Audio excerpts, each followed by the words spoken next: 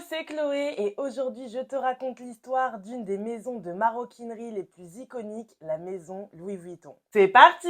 La maison est fondée en 1864 par Louis Vuitton, un maletier originaire de Franche-Comté. Il se rend à Paris pour ouvrir les ateliers de confection des malles Vuitton ainsi qu'une première boutique rue des Capucines. Quelque temps plus tard, il décide de déplacer ses ateliers dans une ville de bord de Seine pour pouvoir profiter du transport fluvial. À l'époque, le transport sur la Seine, c'est une aubaine pour étendre son commerce en dehors de la capitale. Très vite, Louis Vuitton, il va révolutionner l'univers de la bagagerie grâce à l'invention de la malle plate. Cette malle va faciliter la vie des voyageurs, elle est parfaitement adaptée au transport en train et en bateau à vapeur. Sa forme plate, contrairement aux autres malles arrondies de l'époque, permet de faciliter son rangement et sa superposition. Comme ça, les voyageurs pouvaient empiler toutes les valises et c'était bien plus simple et ergonomique. Et c'est son aspect pratique pour le rangement qui en a fait un must-have pour tous les voyageurs de l'époque. Tous les futurs bagages de Louis Vuitton suivront la voie visionnaire de cette première malle. Il va s'inspirer de l'univers du voyage et de la révolution des transports qui est en cours au 19e siècle.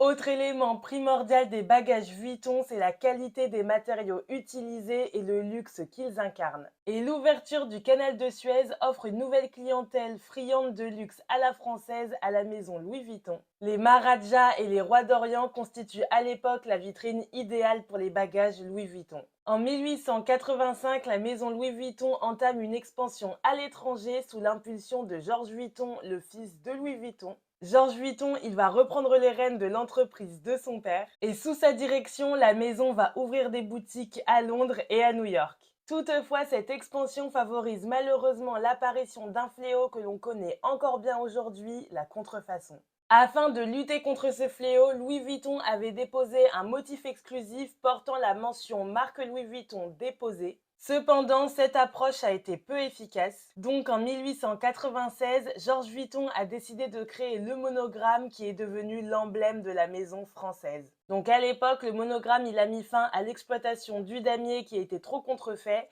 et désormais on peut retrouver les deux dans les collections Louis Vuitton. Par la suite, la maison parisienne a poursuivi son expansion et ses innovations et pendant tout le XXe siècle, de nouvelles boutiques ont ouvert en France et partout dans le monde. En 1936, Gaston Louis Vuitton, le petit-fils du fondateur, reprend la maison. Il est accompagné de son fils Claude Louis et en 1959, ils vont complètement modifier la toile Louis Vuitton. Ils vont déposer un brevet pour une toile souple en lin, PVC et coton. Et cette nouvelle toile enduite a connu un succès énorme et a encore plus propulsé Louis Vuitton sur le devant de la scène. Selon moi, le succès, il réside surtout dans la résistance des matériaux, parce qu'un sac en toile enduite, c'est quasiment indestructible, ça résiste à tout. C'est pour ça que je vous dis très souvent que pour un premier sac de luxe, un sac en toile enduite Louis Vuitton est un très bon investissement. Donc dans les années 70, la maison Louis Vuitton devient vraiment une multinationale et elle se renomme Louis Vuitton SA en 1977. En 1987, la maison familiale va prendre un tournant car Louis Vuitton va fusionner avec Moet Hennessy. Pour rappel, Moet Hennessy, c'est des célèbres producteurs de champagne. Donc les deux entités vont fusionner pour devenir LVMH, le leader du luxe français à cette époque et encore aujourd'hui. En 1989, un célèbre homme d'affaires français va racheter LVMH. Je vous le donne en mille, il s'agit de Bernard Arnault qui est l'homme le plus riche du monde selon le magazine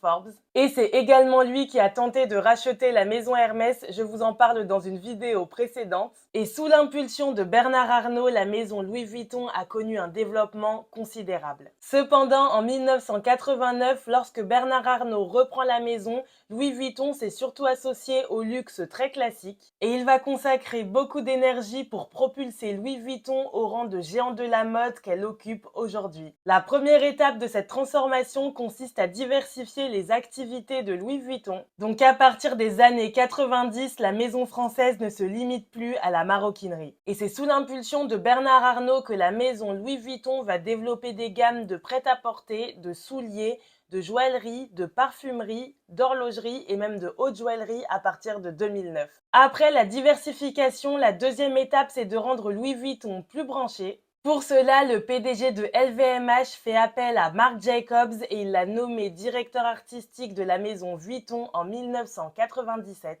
Et Marc Jacobs a permis à cette prestigieuse maison de devenir plus branchée et moderne. Et progressivement, la maison familiale a attiré la jeunesse branchée et fortunée du monde entier. En l'espace d'une vingtaine d'années, Bernard Arnault a réussi son pari. Louis Vuitton est devenu une marque mondiale et un des leaders du secteur du luxe. Tout cela en préservant l'héritage et l'histoire de la maison, mais en réussissant à lui donner un côté plus tendance. Le 2 octobre 2013 et après 16 collections réalisées, le créateur américain quitte Louis Vuitton et c'est Nicolas Ghesquière qui le remplace. Il a alors quitté son poste chez Balenciaga pour rejoindre l'aventure Louis Vuitton. Aujourd'hui, la maison Louis Vuitton est présente dans 60 pays grâce à 400 magasins en propre. D'ailleurs, le premier marché de la maison parisienne, c'est le Japon, parce que les Japonaises raffolent du monogramme Louis Vuitton. Et parmi les autres marchés importants, il y a la Chine qui est en perpétuelle croissance, les États-Unis, les pays du Golfe et l'Europe bien sûr. Et la production de Louis Vuitton est également mondiale. Il y a 10 ateliers Louis Vuitton en France, 2 en Espagne et 1 aux États-Unis. Si tu as aimé cette vidéo sur l'histoire de Louis Vuitton, n'hésite pas à t'abonner à ma chaîne YouTube.